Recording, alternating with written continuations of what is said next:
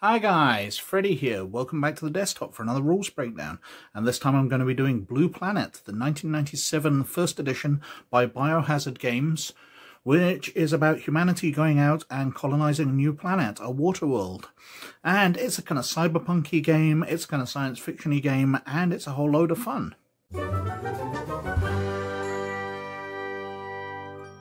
Straight onto skills.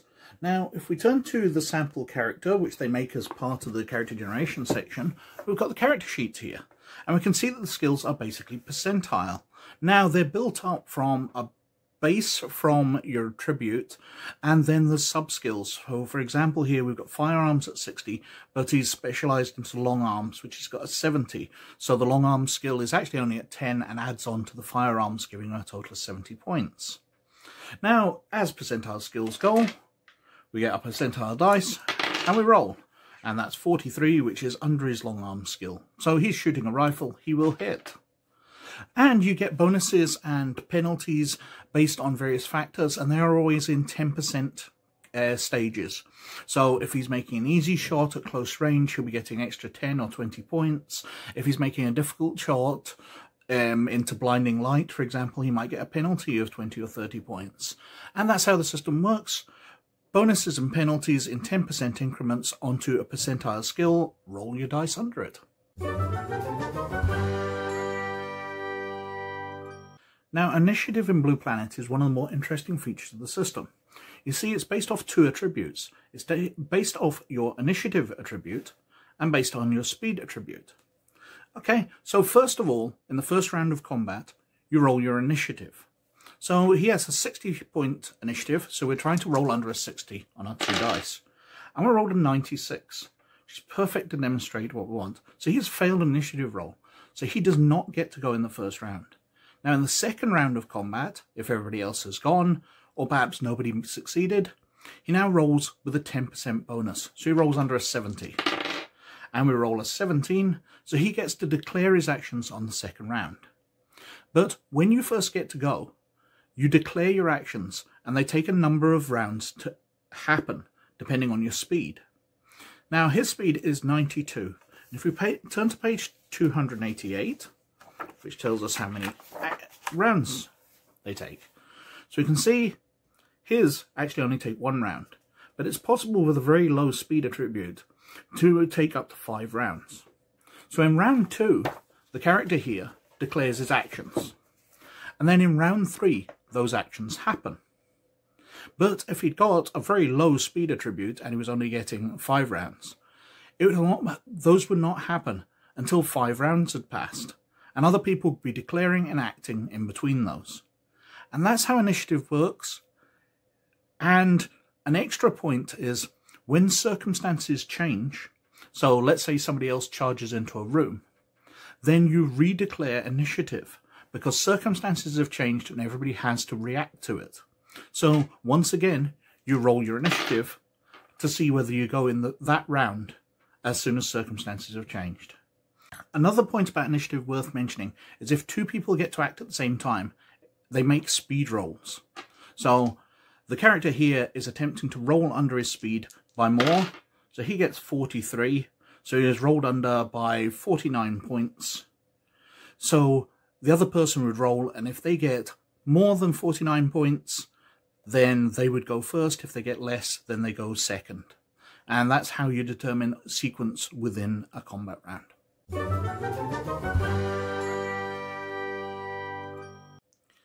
Now, combat is obviously percentile as well. So we see that the character here has a firearm skill of 60.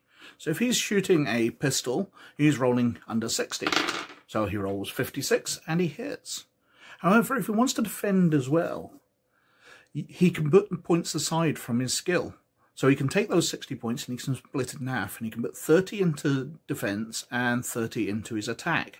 So he'd only have a 30% chance of hitting, but he'll be getting bonuses for close range and things, so he might stand a chance. Although if he rolled that terrible 66, he's unlikely to. Also, then when he's attacked, he gets to roll with the 30, and see whether he dodges. And we've rolled a 90 there, so he wouldn't stand a chance. Now with dodging, you can take points off your next attack, up to 30 points. So you can take 10, 20 or 30 off your next attack. So you'll be lowering your skill, but adding it to your dodge, because you're leaping around in combat, so your aim is failing.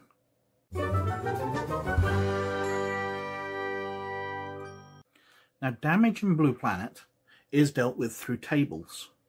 So first of all, we need to look up the weapon.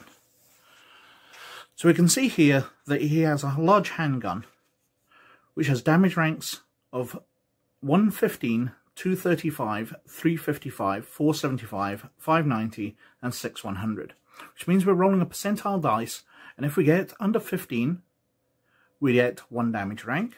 If we get under 35, 2, under 55, 3, 75, 4, 95, and under 100, between 100 and 90, we get 6.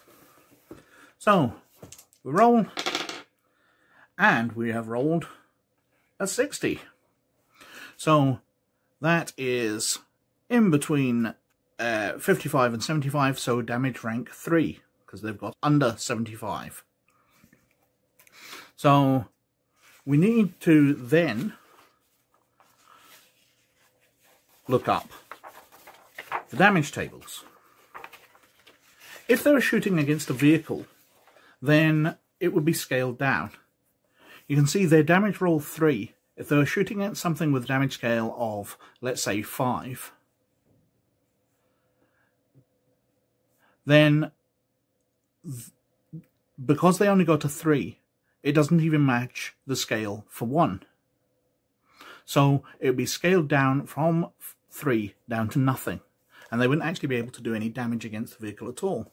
If the vehicle had a damage scale of 3, which apparently hovercraft and things like that have, then you would have scaled down to damage scale 1. But on to the damage effect tables. So first of all, we need to determine where somebody has been hit. If we flick back a couple of pages, we get a location table here. So we've got percentile roll, we roll, and we get 0, 6. So we have got the right ear. Now we've got a level 3 to the ear, which is fortunately on this very first table. So level 3 ears, severe bleeding and torn tissue around the eyes, ears. Temporary blindness, deafness, both eyes, 1 ear. 100%. Permanent blindness, deafness, 1 eye, 1 ear. 75%. Permanent blindness, both eyes, 50% if permanent in 1. Concussion 50%, skull fracture 25%, trauma 1 level, physical actions -3 levels, mental actions -5 levels. So because they've taken that damage, they're suffering from 3 levels, so 30% penalty to all physical actions, -50% to all mental actions. They've taken 1 level of trauma, and they have 25% chance of a skull fracture. So we roll 79, nope, they don't have that. Of a concussion, 50, yep, they have a concussion. And we roll for the blindness and the damage to the eyes. And obviously if we've rolled higher, if we've gone up to a level 5, they're taking more damage. If we're rolling less, then they're taking way less. Damage to the ear, they can have cut and bruised, 60% chance of temporary blindness, 35% of temporary blindness both eyes. And that's what it works like. We have the locations throughout. So, jaw, mouth, throat, nape, shoulder, chest, abdomen, groin, arm, and hands.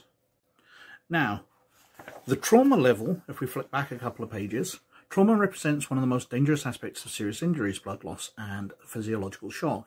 Now, that was a trauma 1 roll.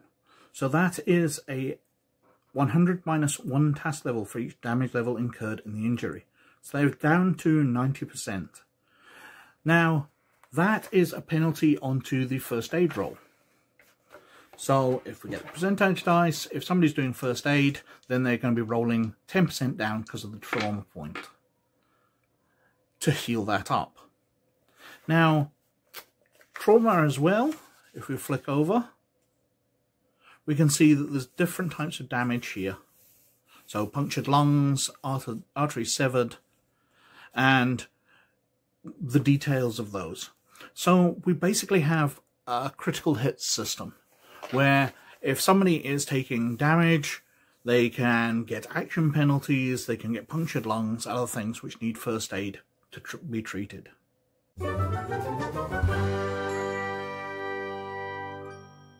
Now, health in Blue Planet is basically treated using your trauma levels and the damage tables here.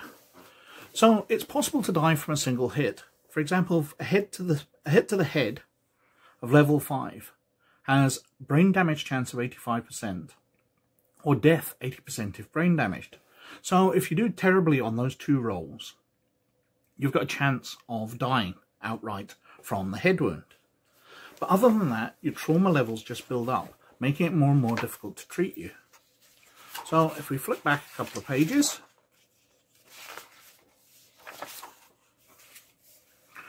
trauma. Trauma represents one of the most dangerous aspects of serious injuries: blood loss and physiological shock. A trauma target number can be modified by the character's constitution. So a high constitution adds to your trauma roll.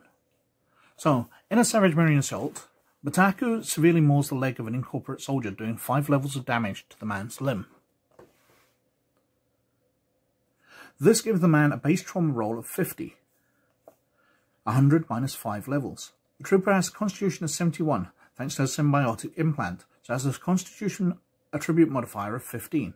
His effective trauma roll target number is therefore 65, 50 plus 15. The soldier player fails the roll with 73, with a 5-level wound and a constitution of 71, means the trooper will die of shock and blood loss in over 14 minutes. 71 divided by 4 equals 14.2. So if you've taken wounds and you're not being treated, depending on the amount of wounds, you can bleed out. Now, in the example given here, somebody makes the first aid roll and treats them, and they're saved in 14 minutes. But that's the way it works. You've got trauma, which causes you to bleed out in time, depending on how badly you fail the roll, or whether you succeed it or not. And instant death, depending on the damage tables. Character advancement's another one of the more interesting points of the game, because experience points, called chips in Blue Planet, aren't awarded by the Games Master, they're awarded by the other players. Earning character improvement points. After each game session, or at the completion of a scenario, all the players in a group should rate each other's role-playing on a scale to 1 to 10, with 1 being the worst and 10 being the best. It's usually best that this done anonymously, with each participant noting his ratings on a piece of scratch paper. The game's moderator then can collect each card and calculate the average rating for a player. Then they multiply this by 10 points to determine the number of character improvement points he receives for that game session. A player receives ratings of 6, 7, 8, 7 and 7 from the other players, an average rating of 7. The player receives 70 chips for that game session. And then these are spent on skills and attributes on a sliding scale. So for skills between 1 and 10, it costs 1 per point.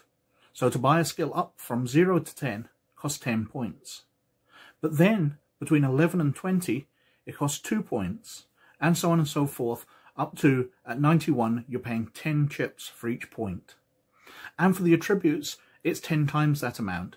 So 10 for each point, so 100 experience to buy an attribute up to 10 from 0, and 1,000 to buy it from 91 to 100.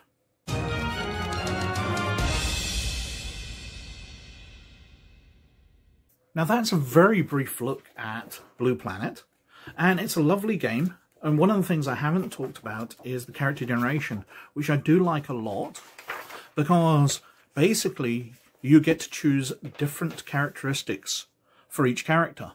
So for the sample character here, he's got an origin of the Idaho Free State, Idaho Free Zone, and he gets bonuses based on where he comes from.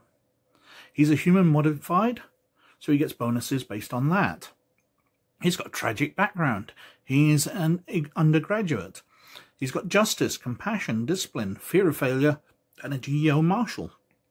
So his player's choice, his attitude, his motivation, his goal, and these all give bonuses, creating your character and fleshing them out a bit. And I really like that not only do you choose that your character's compassionate, so you're creating a personality, but you get bonuses on your character attributes based on that. But Blue Planet is a fascinating game. It's a whole load of fun, and it's absolutely spectacular background. Just to give a clue, the game mechanics in the rules, if I flick through here, do not start until a good, what, 2/3 of the way through the book.